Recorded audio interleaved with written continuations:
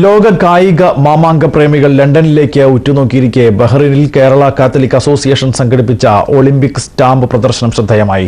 Indian institute of performing art principal Ambilikuttan പ്രദർശനം ഉദ്ഘാടനം ചെയ്തു.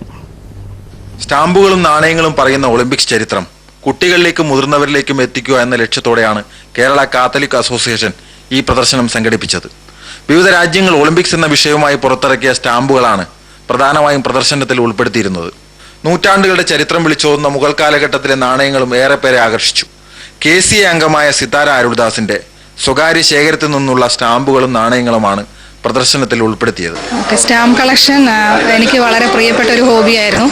അപ്പോൾ ഈ 4 ഇയേഴ്സ് വെച്ചിട്ടുള്ള എല്ലാ കൺട്രികളുടെ 1960 മുതൽ 2008 വരെ നടന്ന എല്ലാ ഒളിമ്പിക്സിൻ്റെയും ഓരോ പേജായിട്ട് ഇവിടെ പ്രദർശിപ്പിച്ചിട്ടുണ്ട്.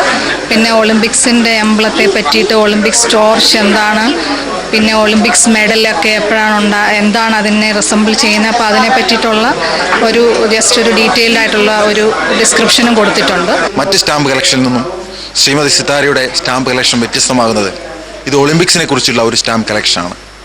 ബഹ്റിൽ നിന്നും ക്യാമറാമാൻ സുബേർ ബാബുവിനോടൊപ്പം EV രാജീവൻ, ഇന്ത്യ വിഷൻ.